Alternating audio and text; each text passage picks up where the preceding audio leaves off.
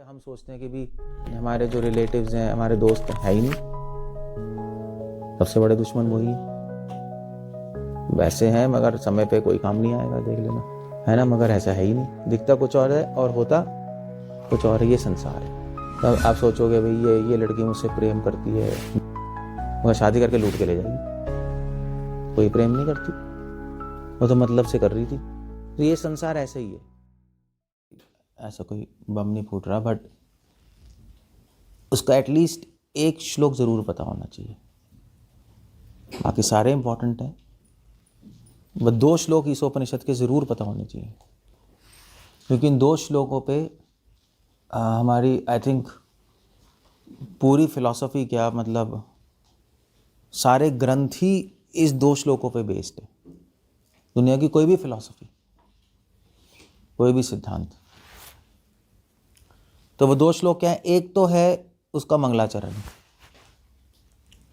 जो कि सिर्फ ईशोपनिषद का मंगलाचरण नहीं है, जो कि सारे उपनिषदों में मंगलाचरण वहीं से शुरू होता है और ईशोपनिषद में स्पेसिफिकली मेंशन्ड है।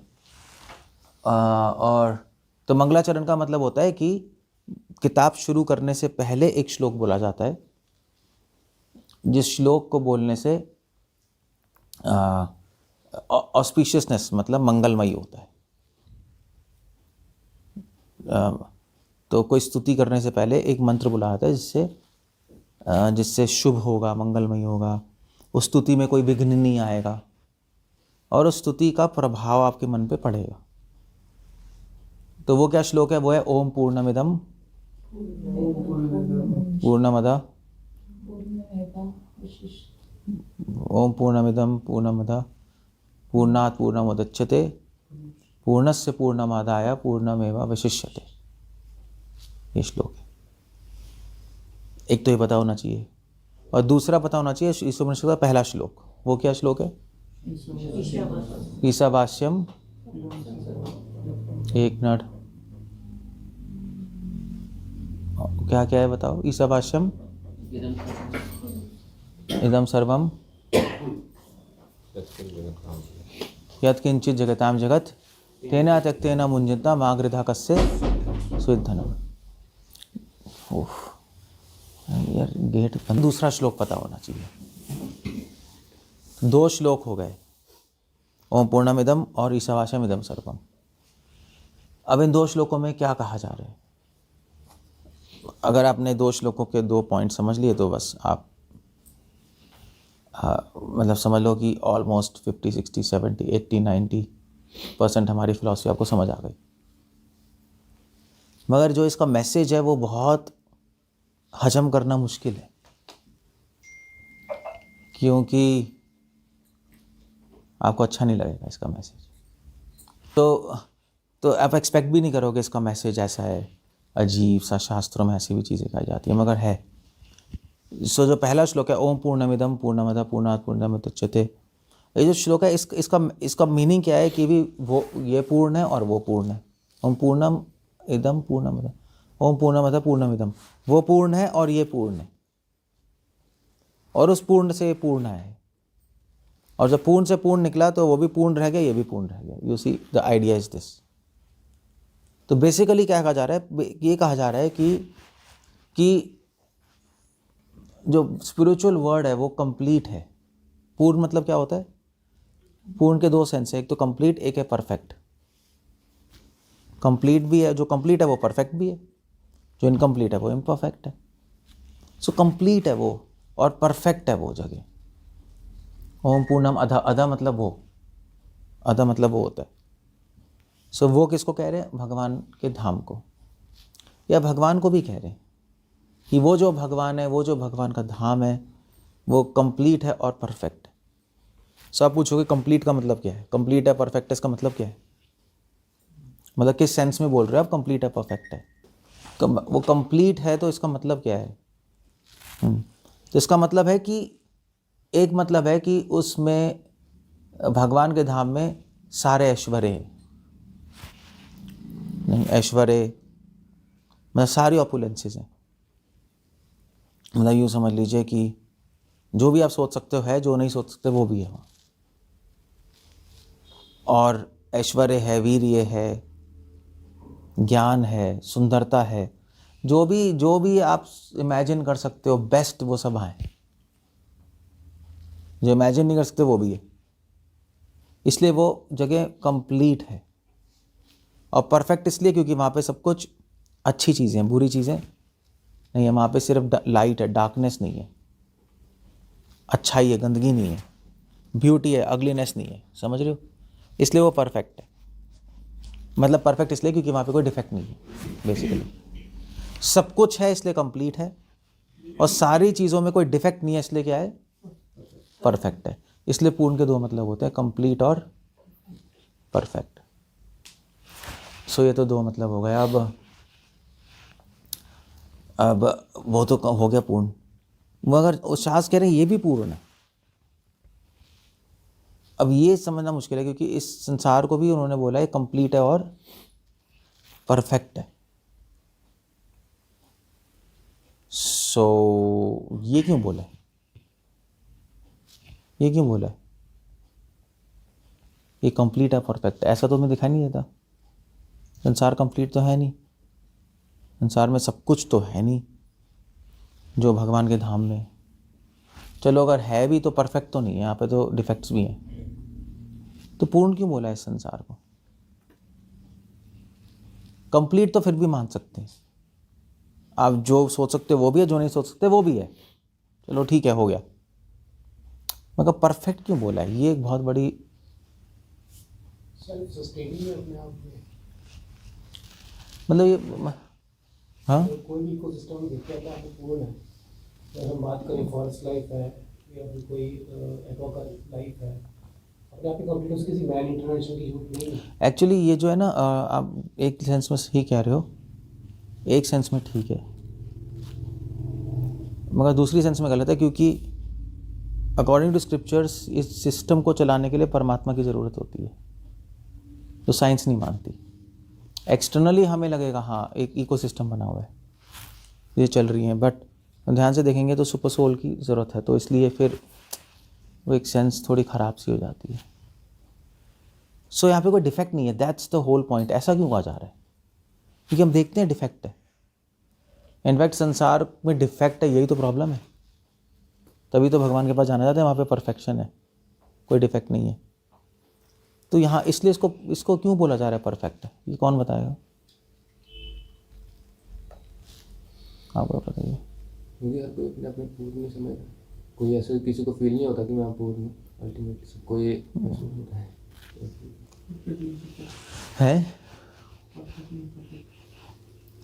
परफेक्ट है। क्यों? क्योंकि आप परफेक्टली इम्परफेक्ट है, इसलिए परफेक्ट है। मतलब परफेक्ट का मतलब मैंने क्या बताया कि जिसमें कोई डिफेक्ट नहीं है, ये बताया ना मैंने। तो यहाँ पे हर चीज़, यहाँ के भी हर चीज़ को परफेक्ट इसलिए बोला है क्योंकि हर चीज़ में डिफेक्ट है।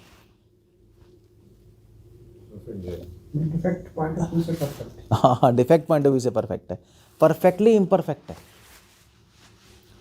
मतलब यहाँ पे आपको कोई भी चीज़ ऐसी नहीं मिलेगी जिसमें डिफेक्ट नहीं है। जैसे मैं पेंटिंग बनाऊँ, जैसे मैंने घर बनाया, तो घर में आपको यार मैं बोलूँगा कि यार तुम एक चीज़ मुझे दिखा दो जिसमें डिफेक्ट नहीं है, तो कहोगे दीवार में भी डिफेक्ट है, यहाँ भी डिफेक्ट है, वहाँ भी डिफेक्ट है, हर चीज़ में डिफेक्ट है। तो क्या बोलोगे? हाँ परफेक्टली परफेक्ट है, परफेक्ट है ये तो क्या बना है, हर चीज़ में डिफेक्ट डाल दिया। तो इस तरह से संसार को इसलिए परफेक्ट बोला गया है, बस और कुछ नहीं है, परफेक्ट बोला गया इसलिए। सो उसी कैसे आप देख रहे हो, मतलब मैं इसलिए बता रहा हूँ, ये जो पॉइंट है, आप देखने का एंगल क्या चल रहा है, ये श्लोक समझा रहा है कि देखने का एंगल क्या है। इंसान के देखने की दृष्टि अलग होती है, भगवान की दृष्टि देखने की बिल्कुल अलग होती है। इसलिए संसार को माया जगत कहते हैं, क्योंकि यहाँ पे हर चीज़ में इल्यूजन है। हर चीज़ जो आज आपको दिखाई दे रही है वो वैसी नहीं है, 100% वैसी नहीं है, 99.99% भी नहीं। जो आपको दिखाई दे रही है वो है ही नहीं वैसी। आप कोई भी चीज़ उठा के देख लो इस संसार में, आप व्यक्ति उठा लो, चीज़ उठा लो, आइडिया उठा लो, जो है वो नहीं है, और इसी को कहते हैं माया। इसलिए इसको माया जगत कहते हैं। क्यों? क्योंकि परफेक्टली इम्परफेक्ट है। माया ने बनाया ही ऐसा है। जैसे जैसे फॉर एग्जांपल आप ये दीवार देखो, ऊपर छत, तो इस छत में भी तो छत क्या है जो आपको दिखाई दे रही है ऐसी, मगर ऐसे है नहीं, वो आपको दिखाई दे रही है। एक्चुअली ये खोखली है, मगर आपको सॉलिड दिखाई दे रही है खोखली। आप फिजिक्स में जाओगे तो पता लगेगा एटम्स 90% एम्प्टी होते हैं, इसलिए रेडिएशन पास हो जाती है नहीं। हम नहीं हो सकते, मगर हम भी हो सकते हैं। अगर हम हो सकते हैं इसके थ्रू पास, तो उसको बोलते हैं क्वांटम टेलीपोर्टेशन। वो ट्राई कर रहे हैं साइंटिस्ट। अगर ये खोखली है तो हम भी तो खोखले हैं। जो हम दिखाई दे रहे हैं ना, ऐसे ये आप दिखाई दे रहे हो, ये पतला है, ये मोटा है, वो मोटा है, ये पतला है, ये खोटा है, अलग अलग, मगर एक्चुअली ये कुछ भी नहीं है। ये एक्चुअली आपसे खाली हो, हवा हवा हवा हो सब, ये अंदर एटम्स है, एटम्स खाली है। तो जो दिखाई दे रहा है वो वैसा है नहीं, हर चीज़ ही ऐसी है। जैसे मान, ये तो चलो चीज़ों में हो गया, तो चीज़ों में हो गया, इंसानों में भी ऐसे ही है। दिखते कुछ और हैं, होते कुछ और है। शक्ल से तो कुछ और दिखाई देंगे, और अंदर से कुछ और होता है, हम नहीं पहचान सकते। तो शरीफ दिखाई देंगे मगर होगा बहुत गंदा। कुछ लोग बहुत गंदे दिखाई देते हैं मगर होते बहुत अच्छे हैं, ऐसे भी लोग होते हैं।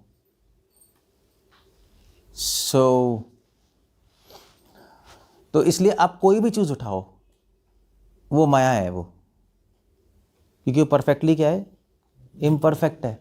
वो जो दिखाई दे रहे वैसी नहीं है, मगर हम सोच रहे हैं वैसा है। कोई, ये तो चीज़ हो, व्यक्ति हो गई, कोई सिचुएशन देख लो, कोई सिचुएशन हमारी लाइफ में होती है, हम सोचते हैं ऐसा है, मगर 100% वैसा नहीं होगा।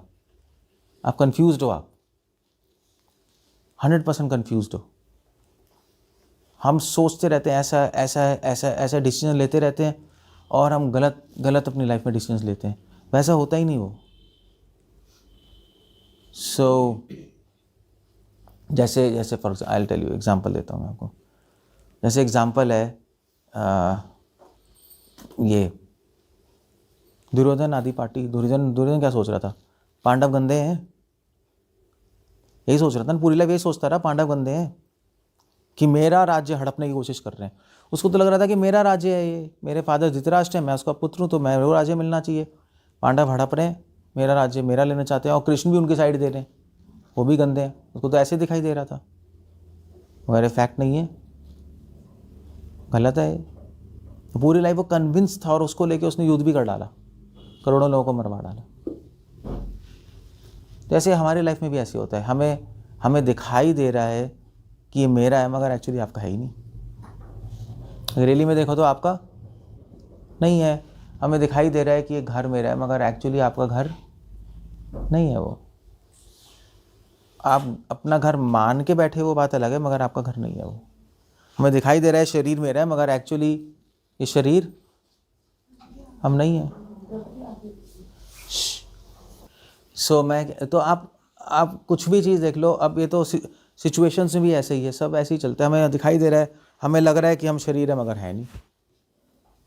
इसलिए क्या है कि जो भी आप सोच रहे हो, जो भी कर रहे हो, रियलिटी बिल्कुल उसके उल्टा है, बस ऐसे ही है।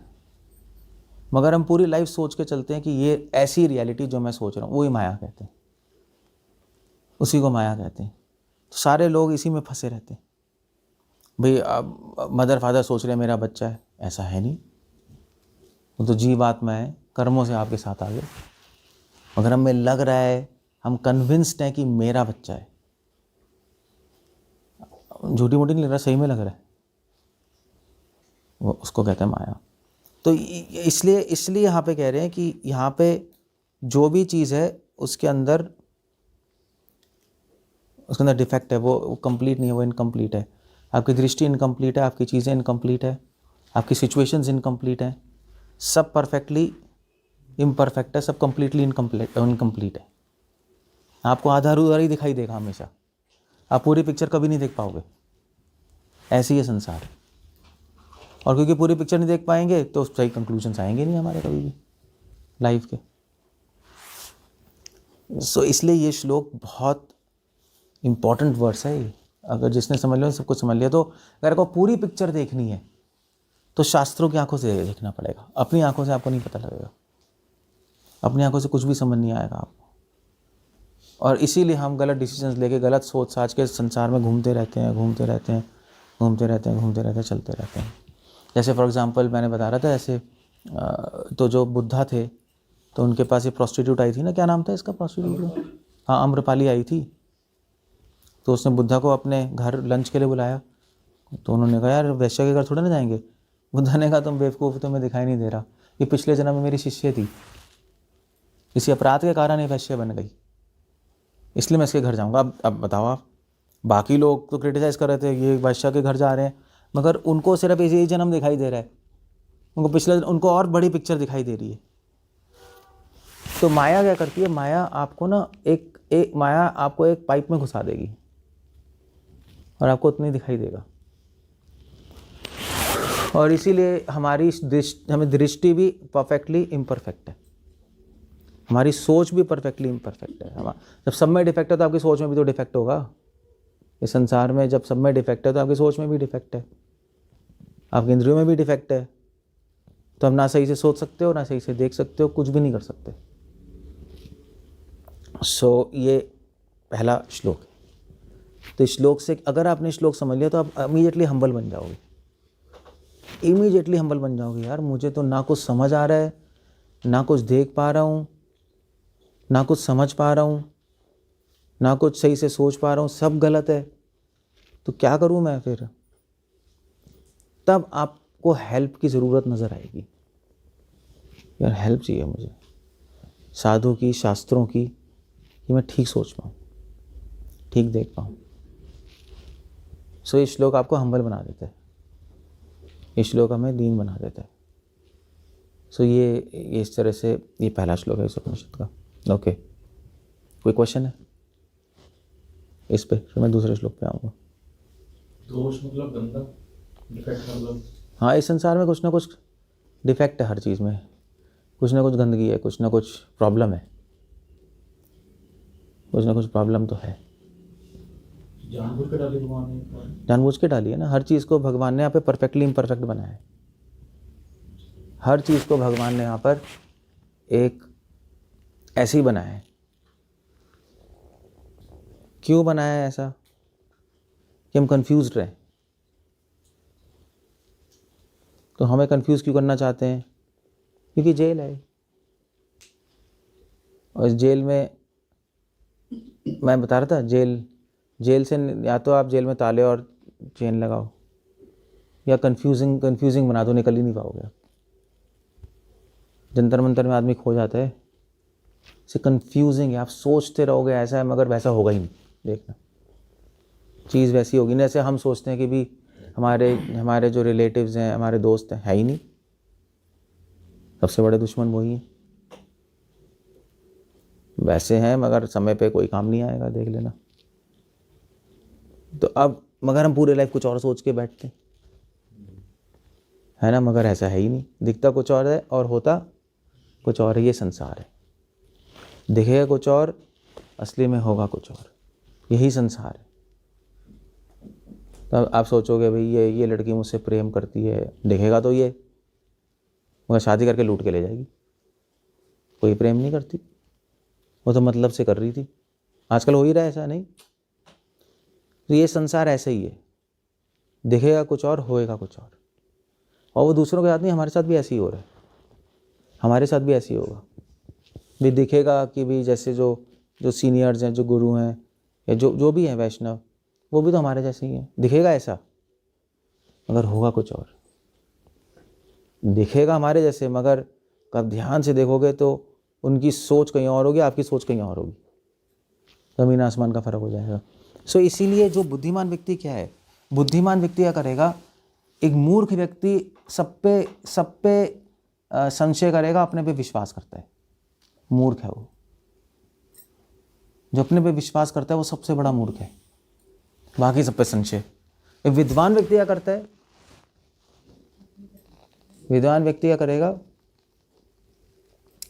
अपने पे संशय करता है और दूसरों पे विश्वास करेगा, गुरु, शास्त्र और साधु पे। अपने पे हमेशा संशय करेगा विद्वान व्यक्ति कि यार मैं, ऐसा हो नहीं सकता जो मैं सोच रहा हूँ सही है, क्योंकि मुझे पहली बात पूरी पिक्चर दिखाई भी नहीं दे रही और मेरी सोच में भी डिफेक्ट है, तो ये तो प्रॉब्लम हो गई, मैं सही कंक्लूजन पे आ ही नहीं सकता। तो इसलिए वो हमेशा एक हेल्प लेगा, वो अपने पे कभी भी विश्वास नहीं करता। एक बुद्धिमान व्यक्ति, एक मूर्ख व्यक्ति विश्वास करता है। इसलिए तो कृष्णा कह रहे हैं कि अवजानन्ति मां मूढ़ा, एक मूर्ख मुझे कभी भी समझ नहीं पाएगा। क्योंकि क्या है कि आपको सत्य उसी को मिलता है जो अपने पे संशय करता है। ये जब अपने पे संशय करोगे तो आप पे क्वेश्चंस आएंगे, आप ढूंढोगे कुछ। जब अपने में विश्वास करोगे तो कुछ थोड़ा ना ढूंढोगे, आगे से हेल्प भी मांगो, कुछ भी नहीं करने वाले आप। सो ये पहला श्लोक है इस उपनिषद का। क्लियर हो गया? क्लियर हुआ? इसका मार्ग इंटरप्रिटेशन की तरफ लेते हैं। वो छोड़ दो, आप एक out of the way question पूछो। तो सारी उम्र यही फंसे रहेंगे फिर? हाँ यही फंसे रहेंगे। अब जब तक हम हेल्प नहीं लेंगे, एक मिनट, जब तक हम हेल्प नहीं लेंगे, जब तक हम ये नहीं समझेंगे कि मैं सही से ना सोच सकता हूँ, ना कुछ कर सकता हूँ, ना समझ सकता हूँ, तब तक हम सीरियसली हेल्प भी नहीं लेंगे किसी की। ना तब तक हम भगवान का नाम भी चैंटिंग नहीं कर सकते सही से। भगवान को पुकार ही नहीं आएगी हार्ट से। वैसे जो आप सोच रहे हो ना कि हमेशा यही फंसा रहूँगा, ये भी गलत थिंकिंग है। आप जो भी सोच रहे हो सब गलत है, सब गलत है। क्योंकि कृष्ण भगवान कह रहे हैं तुम फंसे ही नहीं कभी, तुम्हें लग रहा है तुम फंसे हो। क्योंकि पानी में अगर आप तेल डालोगे वो मिलता है कभी? कभी नहीं। से आत्मा कभी शरीर से मिल नहीं सकती, शरीर के अंदर है, कभी मिक्स नहीं हो सकती, हमेशा से अलग है वो। हम मान के बैठे हम फंसे हैं, इसलिए फंसे होंगे। और इसीलिए हम जब हम सोचते रहेंगे ना कि कब निकलेंगे, कभी नहीं निकल पाओगे, क्योंकि आप कभी फंसे ही नहीं थे। यही आंसर है इसका। सो बताओ, अब जो भी सोच रहे हो सब गलत है, सब कुछ गलत है। अगर आप सोच रहे हो मैं अहंकारी हूँ, वो भी गलत है, आप गलत सोच रहे हो। क्योंकि आप अहंकारी, आप सोच रहे हो मैं अहंकारी हूँ, वो गलत है। पता है क्यों गलत है गोकुल?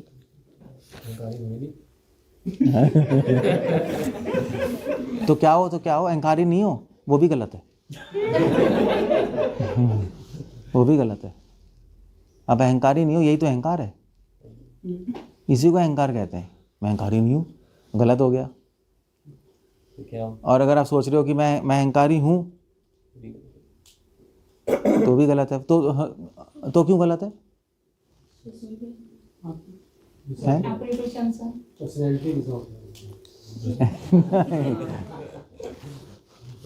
अगर मान लीजिए आप सोच रहे हो मैं अहंकारी हूँ, तो उसमें क्या गलत है यार? वो तो चलो अच्छा ही ऐसा सोचना कि मैं अहंकारी हूँ, है ना? क्योंकि मैं अहंकारी हूँ, मैं हूँ।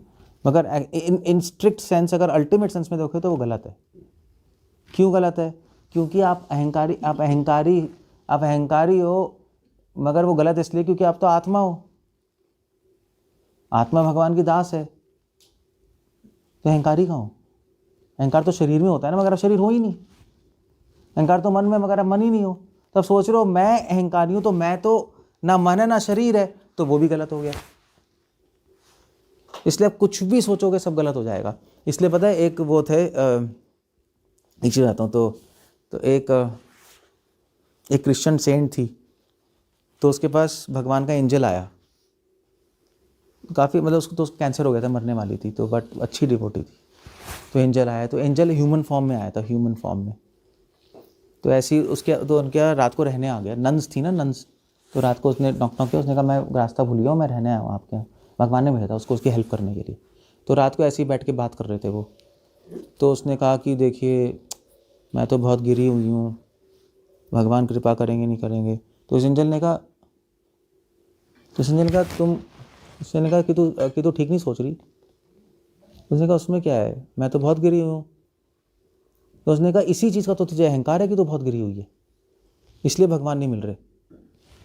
उसने कहा अच्छा तो उसने कहा नहीं मैं, तो उसने कहा ठीक है, उसको समझ आ गया। उसने कहा ओहो नहीं गलत है। तो उसने कहा मैं गिरी हुई नहीं हूँ, मैं तो एक बहुत सिंपल डिवोटी हूँ। तो एंजल ने कहा कि तू सिंपल है, तेरी तो बहुत कॉम्प्लेक्स थिंकिंग चल रही है। पहले कहती गिरी हुई हूँ, फिर कहती नहीं गिरी हुई हूँ, अब कह रही है मैं सिंपल हूँ। ये सिंप्लिसिटी होती है। कहते नहीं एक्चुअली मैं तो बस कोशिश कर रही हूँ भक्ति करने की, भगवान की। तो एंजल ने कहा कि तू कोशिश कर रही है, तू कोशिश कर रही है, तूने ऐसे तुझे लग रहा है कि तू कोशिश कर रही है, मगर जो अच्छे डिवोटी होते हैं उनको तो लगता है कि मैं कुछ कर ही नहीं रहा, फिर तू ये कैसे कह रही है मैं कोशिश करूँ, इसमें भी अहंकार है। तो उसने कहा फिर मैं क्या कहूँ। तो उसने कहा मैं तो एक बस भगवान के अनंत भक्तों में एक भक्त हूँ। तू क्या अपने को भक्त मानती है क्या? तो उसने कहा नहीं मैं एक्चुअली भक्त नहीं हूँ। तो उसने कहा कि तो अगर तू भक्त नहीं है तो चर्च में क्या कर रही है, बाहर चली जा। तो उसने कहा मैं करूँ क्या बोलूँ मैं। तो एंजल ने कहा कि जो भी तुम इंसान सोचते हो सब गलत सोचते हो। That's the whole thing. So इसलिए जो भी आप सोचो उसको पहले शास्त्रों से कंफर्म करना पड़ता है, वरना हम जो सोचेंगे 100% गलत सोचेंगे। इसलिए जो भी आप ऐसे मैं क्वेश्चन पूछता हूँ आप आंसर देते हो, मुझे पहले ही पता होता है गलत दोगे। अगर आप बुद्धि से दे रहे हो तो 100% गलत दोगे। अगर आप आंसर दोगे उसके पीछे कोई शास्त्र बताओगे तो हो सकता है सही हो, अदरवाइज 100% गलत होगा। पहले प्रिज्यूम्ड है वो। सो अगर आप अपने पे हमेशा, अगर आप ये समझ गए तो हमेशा शास्त्र चेक करोगे, हमेशा साधुओं से पूछोगे, वैष्णवों से पूछोगे, तब अपना सही चलता रहेगा। अदरवाइज तो आप अपने से स्कैन करते रहोगे तो हमेशा गलत चीज़ें गलत जगह पे लैंड करोगे। क्लियर हो गया? तो ये पहला श्लोक है इस उपनिषद का, ओम पूर्णमद पूर्णम इदम, that's the whole idea. Okay, अब दूसरा श्लोक है, दूसरे श्लोक में दूसरा प्रिंसिपल है, ईशावास्यम इदम सर्वम यत् किंचित जगताम जगत। तो वो कह रहे हैं कि दूसरे श्लोक में लिखा है कि इस संसार में सब कुछ भगवान का है, उतना ले लो जितना ज़रूरी है, बाकी छोड़ दो। अगर आप एक्स्ट्रा लोगे इस संसार से तो आपको क्या बोला जाएगा? चोर बोला जाएगा। अब इस डेफिनेशन से इस सारे संसार के सारे लोग क्या हो गए? चोर हो गए, है ना? क्योंकि वो तो इस संसार से एक्स्ट्रा ही चीज़ ले रहे हैं, और जो अगर उतना भी ले रहे जितना ज़रूरी है तब भी भगवान को थैंक्स नहीं कर रहे, है नहीं? थैंक्स करना मतलब भक्ति करना, तो भक्ति कौन कर रहा है? तो उस मामले में सब चोर हो गए। ठीक है, और हम लोग क्या हैं? क्यों? हम तो भक्ति कर रहे हैं, हम तो जो भी लेते हैं भगवान को थैंक्स करते हैं, तो हम चोर कैसे हो गए? हम कैसे चोर हो गए? संसार के लोग चलो चोर हो गए इस डेफिनेशन से, डेफिनेटली। चीज़ें ले रहे हैं भगवान से, वहाँ को थैंक यू नहीं कर रहे, बिना भक्ति कर रहे हैं। हम तो भक्ति भी कर रहे हैं, हम तो सब कर रहे हैं, फिर भी हमें चोर कहा जाएगा? क्या कहा जाएगा? क्या कहा जाएगा? या नहीं है हम चोर? 100% समर्पण नहीं है, इसलिए हैं? हम चोर ही हैं, क्योंकि जो हम सोच रहे हैं वो है नहीं। तो हम सोच रहे हैं भक्ति कर रहे हैं, भक्ति हो नहीं रही। ठीक है, मैं समझ गया। तो वैसे पता है चोर दो तरीके के होते हैं। एक चोर होता है जो दूसरे की चोरी करता है ना, दूसरे का सामान ले लेता है और अपने लिए यूज़ करता है, वो तो चोर हो गया। तो संसार के लोग इस तरह के चोर हैं जो भगवान का सामान लेके अपने लिए यूज़ कर रहे हैं और थैंक्स भी नहीं कर रहे। चलो मतलब जो यूज़ ही कर रहे हैं और बोल भी नहीं रहे कि मैं तुम्हारा सामान यूज़ कर रहा हूँ, ऐसे करके यूज़ करते जा रहे हैं। एक ये चोर है। और एक और तरीके का चोर होता है, तो दूसरे तरीके का चोर होता है वो थोड़ा सोफिस्टिकेटेड चोर होता है, और सोफिस्टिकेटेड चोर भी होते हैं। तो ऐसा नहीं है कि वो सीए जो घपला करता है टैक्स में वो भी चोरी है, गवर्नमेंट से चोरी कर रहा है। तो, है रॉबिनहुड क्या है? लोगों का सामान चोरी करके गरीबों को बांटते थे। हाँ, दानी चोर। हाँ, तो एक तो ये चोर हो गया, सामान लेकर ना थैंक्स करना ना कुछ, ना अपने लिए यूज़ करते रहना। और एक दूसरे तरह का चोर भी होता है जो कि चीज़ें नहीं चुराता, जो चीज़ें चुरा रहा है नहीं, दूसरों की चीज़ें लेके यूज़ कर रहा है। एक दूसरे तरह का चोर होता है जो कि क्या करता है, जो कि लोगों के आइडियाज़ चुराता है। आइडियाज़ भी चुरा सकते हो आप, पता है, होता नहीं होता है। इसलिए लोग अपने प्रोडक्ट पेटेंट कर लेते हैं, कॉपीराइट करते हैं, बुक्स भी कॉपीराइट करते हैं, आइडिया चुराते हैं। तो हम लोग क्या है, डिवोटीज, चलो हम भगवान की जो हम इस्तेमाल कर रहे हैं, मैक्सिमम कोशिश करते हैं भगवान की सेवा में लगे। मगर हम लोग भी एक लेवल पे चोर हो गए, क्योंकि चलो भोग लगा दिया, चीज़ें भगवान को बनाया, भोग लगा दिया, बाकी चीज़ें हमने अपना घर भगवान की सर्विस में लगाया, चीज़ें भगवान की सर्विस में लगा रहे हैं, अपना शरीर भी भगवान की सर्विस में लगाने की कोशिश कर रहे हैं, बहुत अच्छा है। मगर हम लोग अपना मन भगवान की सेवा में नहीं लगा रहे। और मन किससे बना? आइडिया से, है ना, आइडिया से ही बना है ना। तो हम लोग क्या करते हैं, हम लोग भगवान के आइडियाज़ लेते हैं और वो आइडियाज़ अपने लिए इस्तेमाल करते हैं। तो ये आइडिया किसका है? भक्ति का, भगवान का है ना। भक्ति तो कर रहे हैं, मगर मोस्टली लोग भक्ति किस लिए करते हैं कि हमें शांति और सुख मिल जाए। भगवान का आइडिया हमने लेकर किसके लिए इस्तेमाल कर रहे हैं? अपने लिए। उसको भी चोर कहा जाता है। तो इसलिए अगर हम भक्ति कर रहे हैं किसी अल्टीरियर मोटिव के लिए, शांति सुख के लिए, संतुष्टि के लिए, तो फिर आपको चोर बोला जाएगा। वो गलत है। वो हम भगवान के आइडियाज़ लेते हैं भगवान के लिए, अपने लिए नहीं लेते। तो एक एंगल में फिर हम भी चोर हो गए। तो इसीलिए ये उपनिषद कह रही है कि जब तक आप चोर हो तब तक भगवान के पास नहीं आ सकते, क्योंकि भगवान अपने धाम में कि चोरों को थोड़ा ना बुलाएंगे। चोरों को नहीं बुलाते भगवान अपने धाम में अच्छे लोगों को बुलाते हैं। So that's idea there. So इसलिए ये दूसरा श्लोक है। तो अब मैंने बताया था, आपको अच्छा नहीं लगेगा सुनने में, है ना, क्योंकि आप किसी संसार के आदमी को जाके कहो तुम चोर हो, तो क्या अच्छा लगेगा उसको? क्या कह रहे हो यार, हमें चोर कह रहे हो, पागल हो गया, हमने कौन सी चोरी की? बट भगवान की दृष्टि में सब चोर है, इसीलिए चोर है। इसीलिए माया जो पुलिस है हम लोगों को, क्या वो श्लोक है, माया दे संसार सुख संसार दुख, माया दे संसार दुख। इसीलिए माया हमें पकड़ रही है और हमें दुख दे रही है, और कोई इसका रीज़न नहीं है। वरना पुलिस नॉर्मल सिटीजन को तो कुछ कह ही नहीं सकती, क्रिमिनल को तो कुछ कहेगी, बोल ही नहीं सकती वो। तो जब तक हम चोर बने रहेंगे, जब तक माया हमें पकड़ेगी, हमें दुख देगी, हमें प्रॉब्लम्स देगी, और प्रॉब्लम्स आपकी कभी आप एक प्रॉब्लम सॉल्व करोगे 10 और आ जाएंगी। और सबसे बड़ी प्रॉब्लम तो शरीर ही है, जिसमें हम बंद हैं। आप दुनिया की सारी प्रॉब्लम सॉल्व करोगे, शरीर से कैसे निकलोगे? इसमें तो बंद ही हैं हम।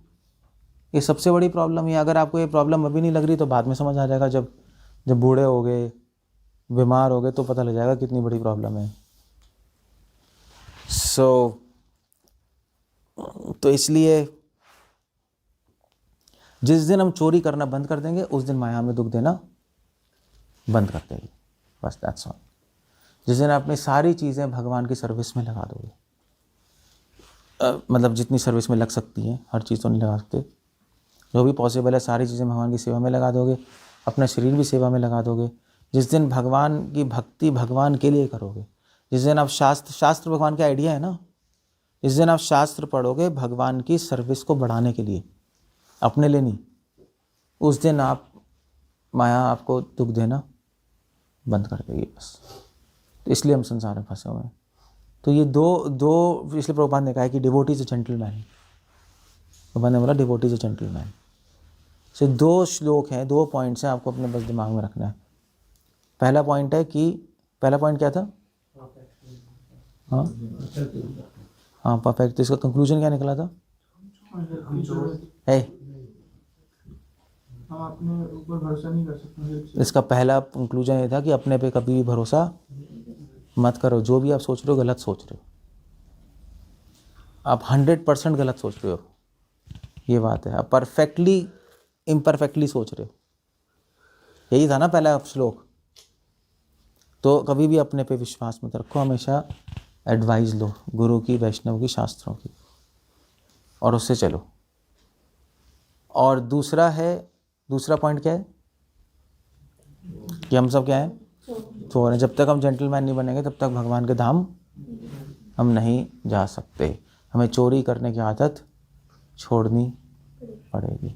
बस हमें एक अच्छा सिटीजन, अच्छा नागरिक बनना पड़ेगा। अच्छा नागरिक होता है जो जितना चाहिए उतना लेता है और फिर कंट्री की हेल्प करता है एज अ गुड सिटीजन। तो हमें अच्छा डिवोटी बनना पड़ेगा। जितना ज़रूरी है उतना ले लो और बाकी सारी चीज़ें भगवान की सर्विस, भगवान को खुश करने के लिए इस्तेमाल करो। बस दैट्स हो गया, काम ख़त्म है। ये 2 श्लोक हैं, इसी में सब कुछ है। जितने भी आप देखो, जितने भी संसार में जितने भी बड़े बड़े लोग हैं, सब चोर हैं, सबके सब चोर हैं। और वो तो असली में भी चोर हैं। इतनी बड़ी बड़ी संस्थाएं सब चोरी बनी पड़ी हैं, लोगों का पैसा लूट रही हैं। वैसे भी सब चोर हैं अगर देखा जाए तो। जो इतनी NGOs खोल देते हैं, ये सो कॉल्ड NGOs, मतलब 99% तो फेक ही होती हैं, तो चोर ही बैठे। तो अगर आप सतयुग में भी चले जाओ तब भी वहाँ पे चोर हैं। द फैक्ट, हमें संसार में हम चोर हैं, हमें चोरी करने की आदत लगी हुई है, बस ये। और चोरी करने की आदत को क्या बोला जाता है वैसे? नहीं, मतलब ऐसे शास्त्रों में चोरी करने की आदत को क्या बोला जाता है? सिंपल है, भोग। भोग करना चोरी तो हो गया, और क्या हो गया? आप किसी पड़ोसी के घर गए, वहाँ पे उसका फ्रिज खोल के खाने शुरू कर दिया, तो क्या कहेंगे? वो है ही नहीं घर में, आपने फ्रिज खोल के खाया, उसके बेड पे सोए आराम से तो क्या कहेंगे? तो क्या कहेगा? यार ये हम नहीं, हमारी चीज़ें इस्तेमाल करने लगा, चोर है। सो वही तो कर रहे हैं हम, भगवान की चीज़ें हैं सब, और हम लेते जा रहे हैं चीज़ें अपने लिए। अपनी सस्टेनेंस के लिए लेना ख़राब नहीं है, जीने के लिए, मगर उससे ज़्यादा लेना वो गलत है। इसलिए भोग करना चोरी है, बस, और कुछ नहीं। चोर हैं हम। तो आप छोड़ दोगे, इसलिए कहते हैं भोग छोड़ दो, चोरी का इल्ज़ाम ख़त्म आप पे, माया आपको दुख देना बंद कर देगी, आप भगवान के पास चले जाओ, दैट्स इट, ख़त्म हो गया। Okay, that's it. ये 2 प्रिंसिपल्स हैं। प्रभु जी, दूसरा आइडिया प्रैक्टिकल नहीं लग रहा। हम तो स्टिल फिर भी भोग लगा के खाते हैं। मतलब हम कितनी चीज़ों में हम आइडिया हर बार लगा देंगे कि हम चोर नहीं है। मतलब ये डिफिकल्ट और कॉम्प्लेक्स लग रहा है सेकंड वाला। फर्स्ट वाला तो फिर हम कह सकते हैं कि हम इम्परफेक्ट हैं, बट सेकंड में तो मतलब ये तो बहुत ही कॉम्प्लेक्स हो गया। इतना तो मतलब डिफिकल्ट नहीं हो जाएगा हमारा और भगवान के बीच में ये और दूरियां? मतलब हर टाइम हम सोचते रहे कि हम चोरी तो नहीं कर रहे, क्योंकि माइंड है वो तो 1000 ऑफ थॉट्स आते हैं। वो तो हो ही जाएगा। आपने अपना जीना आराम हो गया आपका, एक बार सोच लो, आपने तो भगवान का जीना आराम कर रखा है, उसका क्या होगा? उसका तो सोचना नहीं है, हमारा जीना आराम हो जाएगा। उल्टा भी तो है, हम ट्रेंड नहीं है ना। इजी नहीं हो सकता ये। मुझे बता, भोग करना तो आसान है ना, वो क्यों आसान है? क्योंकि हम ट्रेंड है वैसे उस काम में। हाँ, वो करने में ट्रेंड है हम। अगर ट्रेनिंग इस चीज़ की हो गई तो फिर हमें वो चीज़ मुश्किल लगेगी, बस ये। तो ऐसे प्रभुपाद अमेरिका गए, तो अमेरिका में, हाँ, प्रभुपाद अपने लेक्चर में कह रहे थे कि प्रभुपाद के गुरु भाई हैं भक्ति विलास तीर्थ महाराज और I think Bon Maharaj, Europe गए। तो वहाँ पे उन्होंने बोला, तो एक बहुत बड़ा वहाँ पे था, ब्रिटिशर था यूके में, बहुत बड़ा मेयर था, तो वो आया हुआ था। तो उसने बोला उनको कि क्या आप मुझे ब्राह्मण बना सकते हैं? तो बोले यस, ब्राह्मण बना सकते हैं, बस तुम्हें 4 चीज़ करनी पड़ेगी। शराब छोड़ दो, मीट खाना छोड़ दो, लड़कीबाजी करना छोड़ दो, और जो अकेला छोड़ दो, मन जाओगे। तो उसने एकदम से बोला दैट्स इम्पॉसिबल, हो ही नहीं सकता। क्योंकि उसने कहा क्योंकि चारों चीज़ें तो हम करते, हमारी पार्ट ऑफ लाइफ है चारों चीज़ें। ये छोड़ देंगे तो करेंगे। ये छोड़ देंगे तो करेंगे क्या? उसका आंसर ये था, ये छोड़ देंगे तो करेंगे क्या फिर हम? तो वो उसको सोच नहीं सकता वैसे करने को, मगर हमारे लिए आसान है। हमें क्या प्रॉब्लम हो रही है उसमें? जो उसके लिए संभव है हमारे लिए तो हमें तो ऐसे काम, हम तो कर ही रहे हैं। तो ऐसे ही है, तो जो आपके लिए संभव है वो महान लोगों के लिए ऐसे ही सिंपल है। ये ट्रेनिंग नहीं है ना, बस ऐसे ही है। तो ट्रेनिंग के बाद आप अपना दिमाग वैसे ही चलेगा आपका।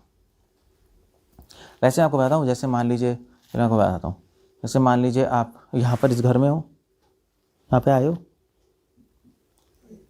बैठे हो ना, इसमें भी कोई डाउट है? बैठे हो, ठीक है। अब यहाँ पे आप कोई भी चीज़ उठा के कुछ कर सकते हो? अपने मन से कुछ कर सकते हो? ये जाए ऊपर बेडरूम में सो जाओ।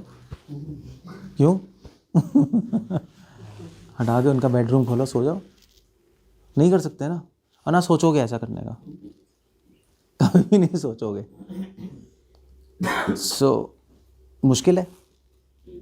मुश्किल है करना।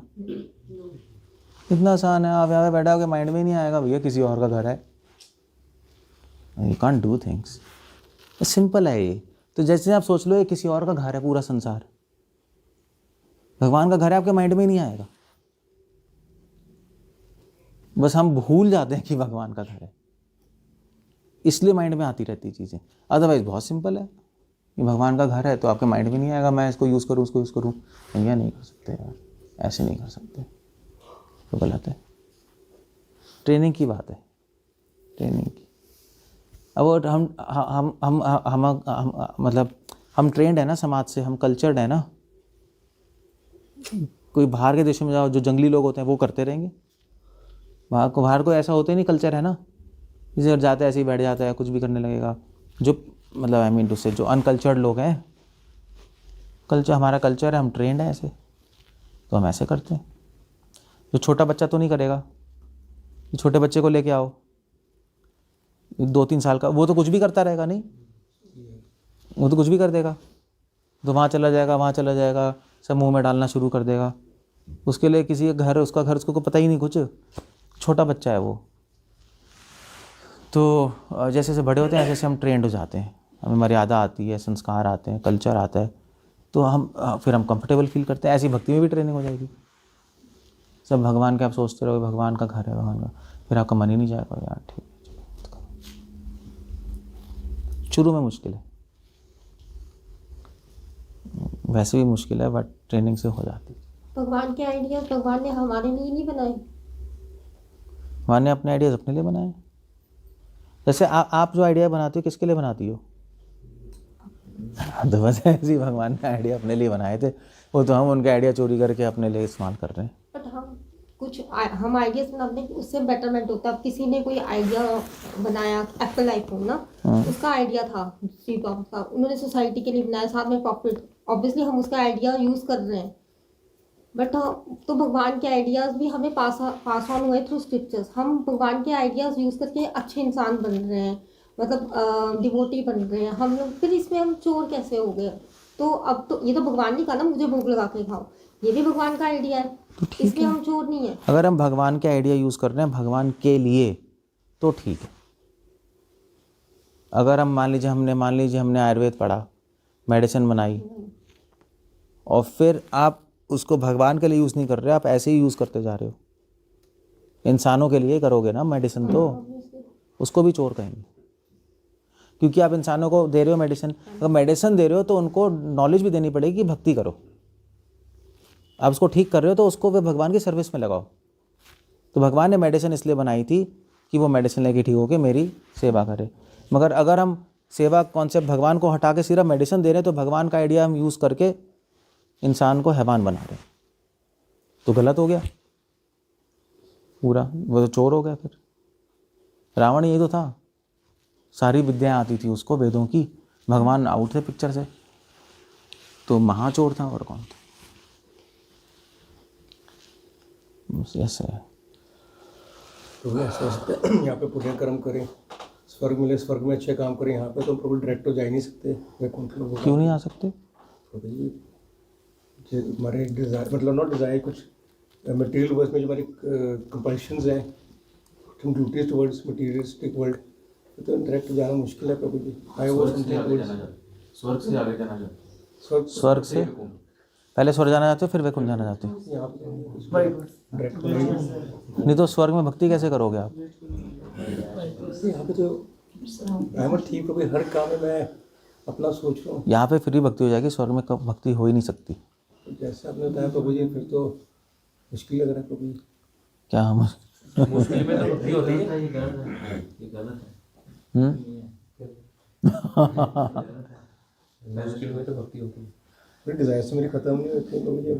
डिज़ायर, अच्छे मोबाइल है, वैसे it's not required, everybody desire है कि अच्छा मोबाइल हो। ये डिज़ायर नहीं है, डिज़ायर और ज़रूरत में फ़र्क होती है। ग्रीड और नीड में अंतर है। ये नीड है मोबाइल, उसके बिना कोई कुछ काम नहीं हो सकता, सिस्टम ही ऐसा बना दिया। ऐसा नहीं चलेगा ना।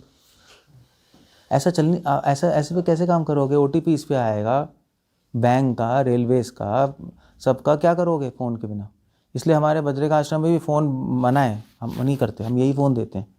और मैनेजर को फिर भी रखना पड़ता है, क्या करेंगे? कुछ खरीदो तब OTP, कुछ खरीदो तब वो मैसेज, 1000 मैसेज, सब लिंक कैसे कर दिया कि फ़ोन के बिना कुछ काम ही नहीं चल सकता। अब तो कैश भी नहीं लेते लोग, तो क्या करोगे? खरीद ही नहीं सकते आप कुछ। मतलब अब मैं भी आईफोन नहीं रखता, मतलब फ़ोन नहीं रखता, वैसे तो यहीं पे होता है ट्रैवलिंग में, तो मैं फ़ोन ही नहीं रखता, मैं तो ये भी फ़ोन नहीं रखता। प्रॉब्लम है, मैं अमेरिका आता हूँ, फ़ोन नहीं रखता मैं अपने साथ। प्रॉब्लम है एयरपोर्ट पे, फिर मैं किसी से मांगता हूँ भैया दे दे, वो आया नहीं बंदा, फ़ोन करना है उसको, तो प्रॉब्लम तो है ना। कोई नहीं दे तो क्या करूँगा मैं? वो तो चलो संत की ड्रेस देख पहन के दे देते हैं, वैसे कोई ऑर्डनरी मांगेगा तो भगा देगा, यार तो वही फ़ोन लेके भाग गया तो क्या करेगा? तो देयर इज़ अ प्रॉब्लम। सो ये नीड है, घर ये नीड है, सड़क पे तो नहीं रहोगे, कपड़े पहनना नीड है। ग्रीड अलग चीज़ होती है। हाँ, 2 वक्त की रोटी खाना नीड है। हाँ, ग्रीड है कि आप रोज़ ही दबा के सॉलिड बनाते जा रहे हो, वो भी बना सकते हो अगर भगवान के लिए बना रहे हो, मगर उसकी कोई ऐसी कोई ज़रूरत नहीं, सिंपल वे भी रह सकते हो। तो नीड और ग्रीड में फ़र्क। ग्रीड करना खराब है, नीड तो चलता है। 2 रोटी हो जाए, 2 कपड़े हो जाए, एक डिसेंट घर हो जाए, सोसाइटी में ठीक से भी रहना है, ठीक से रह लो, काम कर लो, दैट्स ओके। क्या खराबी है उसके अंदर? नहीं, मुश्किल लग रहा है थोड़ा क्या मुश्किल है इसमें ज़्यादा कोई मुश्किल नहीं है एक्चुअली। वो सही कह रहे हैं, आसान है आसान। अगर हम अपनी लाइफ को सिंपल रखेंगे तो आसान है, बस सिंप्लीफाई कर देंगे तो आसान है। जो काम है काम करते रहो, सिंपल रखो, जो मैक्सिमम मिनिमम ज़रूरत है वो ले लो लाइफ में और भक्ति कर लो बस। हाँ, वो बात है कि जब छोटी छोटी डिज़ायर्स पे काम करना होता है तो मुश्किल होता है, यही कह रहे हो ना? छोटी छोटी डिज़ायर्स पे काम करना बड़ा मुश्किल होता है। वो फिर आप फाइन डिटेल्स पे काम करना मुश्किल है, वो अंदर रहती हैं हृदय में, तो हम कुछ ना कुछ गड़बड़ करते रहते हैं, हमेशा प्रॉब्लम करते रहते हैं। वो धीरे धीरे चली जाएंगी और क्या। मगर स्वर्ग में तो कुछ नहीं कर सकते, आप भूल जाओ। स्वर्ग में अंडा भक्ति होगी, वहाँ इतना आनंद होगा, आप भूल ही जाओगे सब कुछ भूल जाओ। मैंने बताया भी था आपको, वहाँ पे परियाँ होंगी, घर होगा, जूस की नदियाँ बह रही होंगी, आपके पास सिद्धियाँ होंगी, उड़ सकते हो, गायब हो सकते हो। हाँ, तो पागल हो जाओगे वहाँ भक्ति क्या होगी? कुछ भक्ति नहीं होने वाली। वो क्या बचपन में मैंने सॉन्ग सुना था, वो क्या था मैं तो चली चली चली, ये किसका था ये? नहीं, अरे अनूप जलोटा का भजन है। मीरा भाई पागल है ये, मीरा का है ना? हरी हरी गुन गाने लगे। हाँ, मैं चली चली चली हरी गुन कैसी लागी लगन, मीरा ये पागल है गोकुल। होगी मीरा मगर। हाँ और ही मीरा मगन गुन गाने लगी। एक्चुअली पता है क्या है, सिंपल है। अगर आपको कुछ भी समझ नहीं आ रहा ना, तो आप एक काम करो, आप टाइम बचा के भगवान के गुणगान गाना शुरू करो बस। और टाइम बचाने के लिए आपको अपनी लाइफ थोड़ी सिंपल करनी पड़ेगी, वरना टाइम उसी में चला जाएगा ना, अरेंजमेंट्स में, पैसे कमाने में, टीटी करने में। तो बस ये करना है हमें। बेसिकली सारा जो फिलॉसफी समझा रहे हैं हम, वो इसलिए कि टाइम बच जाए, दिमाग कम खपे। और बाकी हरि के गुणगान, जैसे कल एकादशी है ना, परसों है, तो क्या है, एकादशी पे बोला है कि भी फास्टिंग कर लो। फास्टिंग करना क्यों बोला है? कि टाइम कम हो खाना खाने, मतलब खाना बनाने में। खाना खा के ज़्यादा खाओगे नींद आएगी, टाइम बचता है। टाइम बचाने के लिए सब कुछ कर रहे हैं और कुछ नहीं है। टाइम बचा के आप ज़्यादा टाइम इन्वेस्ट करो भगवान के गुणगान करने में, नाम लेने में, उनको समझने में। धीरे धीरे अपने आप आसक्ति हो जाएगी और कुछ नहीं है। That's all. प्रॉब्लम्स तो हर एक में ही है, धीरे धीरे ख़त्म हो जाएगी। Practice makes a man perfect. तब तक मुश्किल लगता है जब तक हम प्रैक्टिस नहीं करते इनफ, तब तक बहुत मुश्किल लगता है यार, कैसे हो कैसे। प्रैक्टिस करना शुरू कर देते हैं तो ईजी हो जाती चीज़ें, होती ही नहीं होती, वरना मुश्किल लगने लगता है बहुत। और मतलब ऐसा कोई भी साधु नहीं है संसार में जो मुश्किलों से नहीं गुजरे। महान जो संत हैं, प्रभुपाद मुश्किलों से गुजरे हैं, भक्तिसाधन ठाकुर गुजरे हैं, बुद्धा, महावीर, ये जो महान लोग हैं, सबकी लाइफ में प्रॉब्लम्स आई हैं। और छोटी मोटी नहीं, बहुत बड़ी बड़ी प्रॉब्लम्स आई हैं। मगर वो कैसे पार कर गए? भगवान के गुणगान गाते रहे, अपने आप पार कर गए उसको। Pandav. So that's the whole thing. Okay, कुछ कहना है तो भाई इसमें एंड अप दिया, हो गया। हेल्प लेने की इच्छा पूरी कैसे आएगी? किससे हेल्प लेनी है? पहले उसको बता रही थी आपने। हाँ, डिफेक्ट्स है तो गुरु से, वैष्णव से हेल्प लेना है। हेल्प तब लोगे जब अपने को मूर्ख समझोगे। चक्कर ये है ना, एक इंटेलिजेंट आदमी हेल्प नहीं लेता। हेल्प लेना तभी हो सकता है जब मूर्ख समझेंगे। एक बच्चा, छोटा बच्चा हमेशा मम्मी पापा से पूछता है ना, जैसे बड़े बातें नहीं पूछता। ज़्यादा इंटेलिजेंट बन गया। जब तक बच्चा था कुछ आता नहीं था, मम्मी क्या है, मम्मी ये क्या है, मम्मी वो क्या है, मम्मी 24 घंटे मम्मी, ऐसी है ना। तो बस यही है, जब तक आप बच्चे बने रहोगे 24 घंटे, भगवान ऐसे कैसे होगा, भगवान ये क्या है, गुरु जी ऐसा कैसे पूछोगे आप। ऐसे बड़े होते रहते हैं, पूछना बंद करते रहते हैं। जैसे जैसे हम कृष्णा कॉन्शियस में सीनियर बन जाते, सो कॉल्ड सीनियर बन जाते हैं, टाइम बीतता रहता है तो हम सोचते हैं यार हम भी इंटेलिजेंट बन गए, पूछना बंद कर देते हैं, बस फिर वहाँ से प्रॉब्लम शुरू हो जाती है। तो जब तक आपकी लाइफ में कोई सीनियर डिवोटीज़ हैं तो पूछ लो, क्योंकि एक टाइम आएगा जब वो भी नहीं होंगे। पूछना भी चाहोगे तब भी नहीं पूछ पाओगे, लो बस फिर एक बहुत बड़ी प्रॉब्लम शुरू हो जाएगी लाइफ में। क्योंकि जिसके ऊपर किसी का हाथ नहीं होता ना, उसका ख़त्म सीन है उसका। तो हमेशा पहले कहते नहीं थे कि सर पे हाथ किसी का होना चाहिए, कहते नहीं, सुना है ना, तो वो बचा रहता है, वरना प्रॉब्लम। तो पूछ लेना चाहिए। तो प्रॉब्लम मैटर तो वही है ना कि हम खुद को मूर्ख समझते ही नहीं। यही तो प्रॉब्लम है। तो भक्तिसाधन ठाकुर यही कह रहे हैं, खुद को मूर्ख नहीं समझते, सुबह उठ के झाड़ू मारो अपने आप को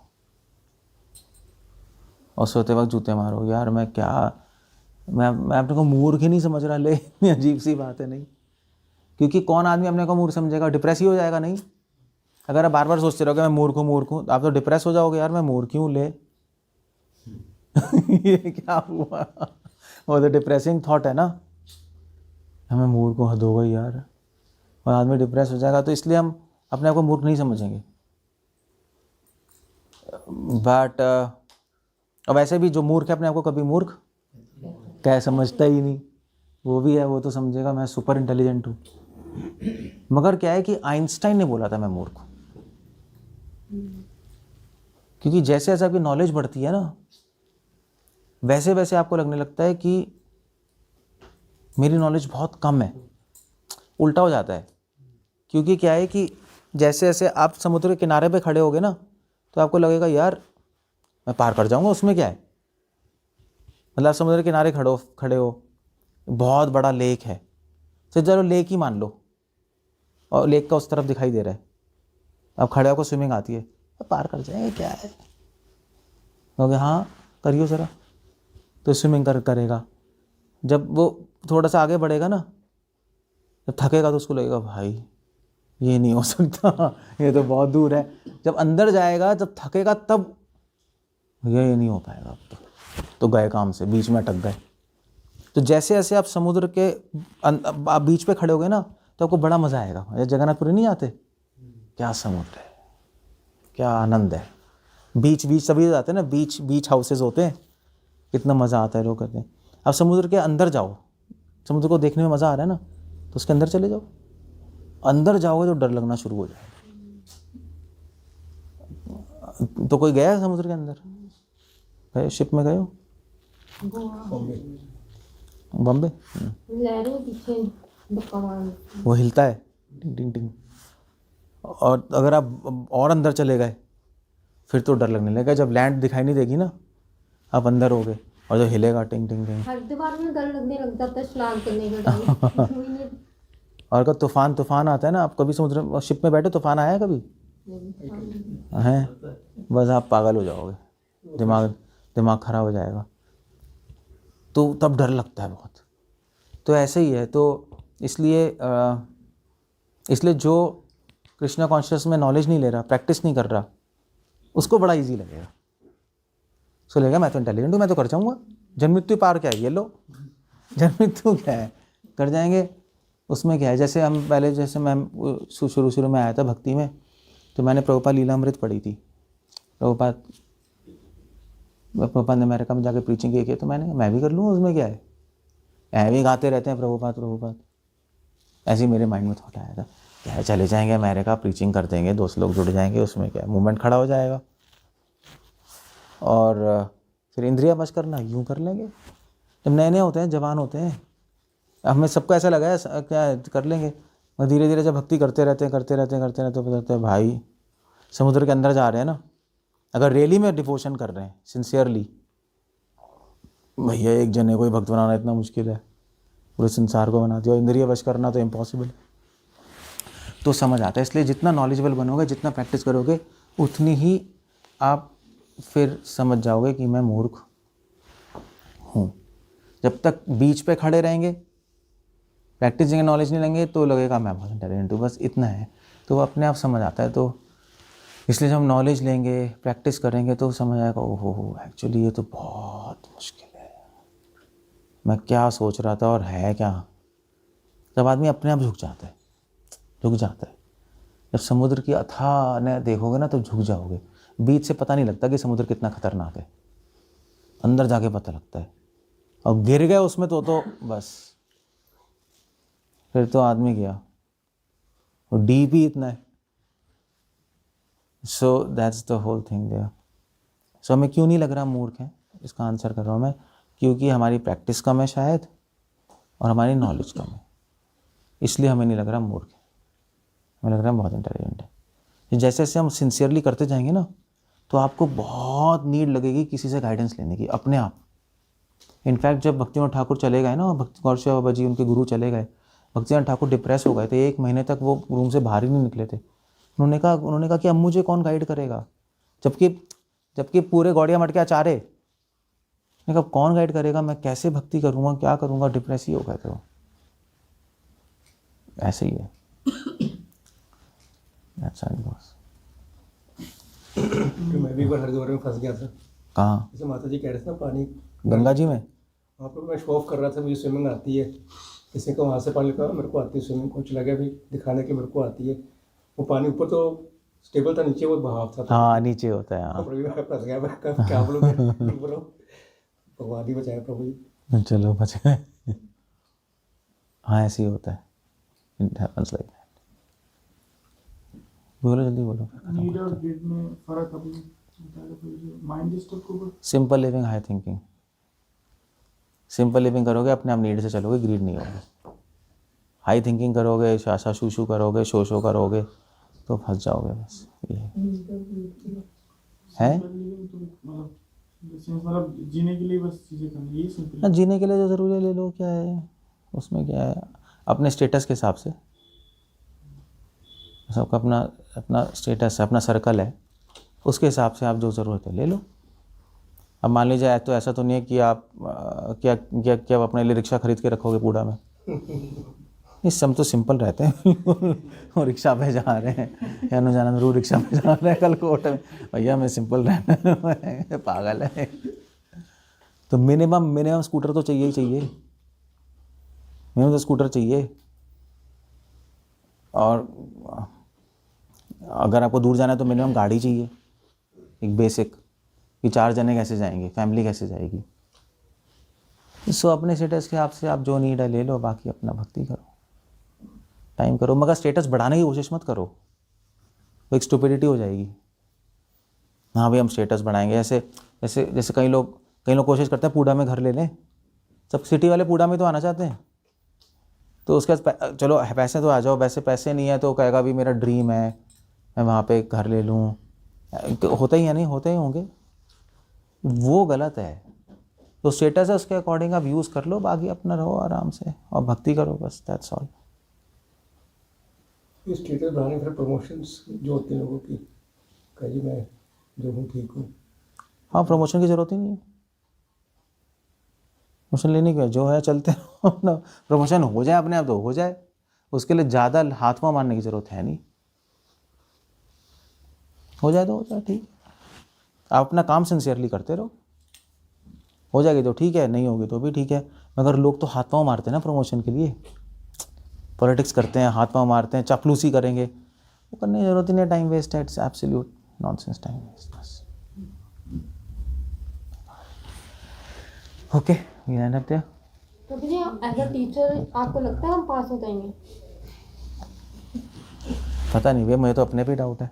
आपका क्या बताऊँ, पास कौन होगा कौन नहीं होगा कोई नहीं बता सकता, मैं भी नहीं बता सकता, वो भगवान ही जानते हैं। भगवान की कैलकुलेशन बिल्कुल अलग होती है, बिल्कुल अलग होती है। जो मेरे लेवल पे जो डिवोशन है भगवान वो देख रहे हैं, आपके लेवल पे जो डिवोशन है वो देख रहे हैं। भगवान नंबर्स में काम नहीं करते, भगवान परसेंटेज में काम करते हैं। तो हो सकता है आपके 20 नंबर हो, मेरे 80 हो, मगर आपकी परसेंटेज कितनी होगी, हो सकता है आपके 80% हो, मेरी सिर्फ 20 हो, क्योंकि आपके 20 पॉइंट है परसेंटेज तो कम होनी चाहिए। नहीं, क्योंकि मगर भगवान ने आपकी जो अपर लिमिट बनाई है 40, क्योंकि आप नए हो, तो परसेंटेज कितनी हो गई, 50 हो गई। मैं 80, मेरे 80 पॉइंट्स हैं, मगर मेरे को बहुत टाइम हो गया, मेरी अपर लिमिट भगवान ने बनाई है 500। तुझे बहुत टाइम हो गया भैया, तेरी 500 अपर लिमिट है टारगेट, तो मेरी परसेंटेज कितनी हो गई, 80 में से 500 कितनी हो गई,